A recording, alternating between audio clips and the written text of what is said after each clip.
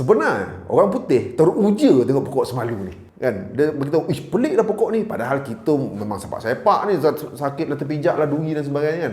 Pokok pelik ni dia ada macam-macam jenis. So maybe kalau katakan antara yang rare adalah carnivorous plant lah. Carnivorous plant ni dia ada cara berbeza sikit nak menjaga, tapi memang jenis yang korang semua tahulah. Sebagai contoh macam periuk kera, sebenarnya dibela sebenarnya dalam rumah dengan kondisi yang bersesuaian lah sepatutnya. Dan kalau katakan fun fact pasal periuk kera ataupun carnivorous plant ni, perlukah kita bagi makan dia? Ada perdebatan. Kalau katakan kita ambil lalat, lepas itu kita masukkan dalam lubang dia tu, ada orang khabar boleh, ada orang khabar tak boleh. Kan kalau katakan macam contoh biar dia sahaja, sebab penjagaan dia berbeza. Setiap pokok penjagaan berbeza. Tapi kalau katakan untuk orang yang kita nak tanya pokok-pokok yang rare ataupun pokok-pokok yang pelik-pelik, sebenarnya dia lebih kepada carnivorous plant lah. Bermaksud dia boleh buka, dia boleh tutup. Tapi fun fact lah, kan contoh pokok buka tutup ni, kita tahu pokok semalu. Tahu pokok semalu?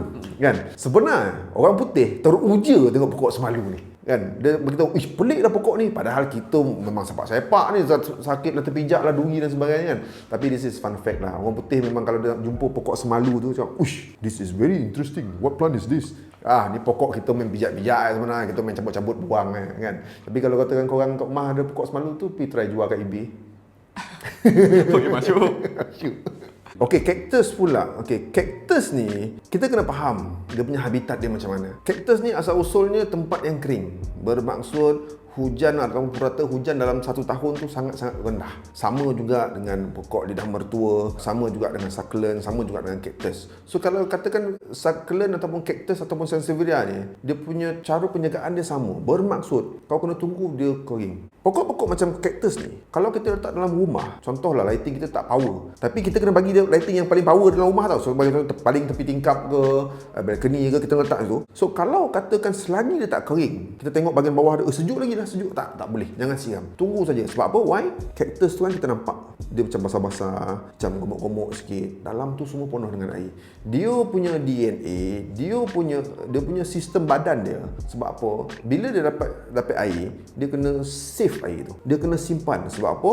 Dia tak tahu bila hujan. Mungkin lagi 2 bulan, mungkin lagi 6 bulan, so dia akan simpan. So bila kau asyik siram, dia akan ambil sampai dalam tu pun rot. Dalam tu pun apa orang panggil decay, reput dan sebagainya, disebabkan dia mengambil air dengan terlampau banyak. So penjagaan pokok-pokok ni ingat semua berbeza-beza. So kalau kita nak cakap pasal cactus, siram betul-betul, bukan siram sikit. Sebab orang cakap macam cactus ni kena air sikit saja. Tak, bukan ambil air cawan sikit, tuang sikit, bukan itu. Siram betul-betul, lencun, bagi nak rendam pun tak apa. Tapi lepas tu kita tunggu sahaja. Kalau katakan seminggu lah. Kalau kata sebulan lah. Kalau katakan 3 bulan lah. Unik.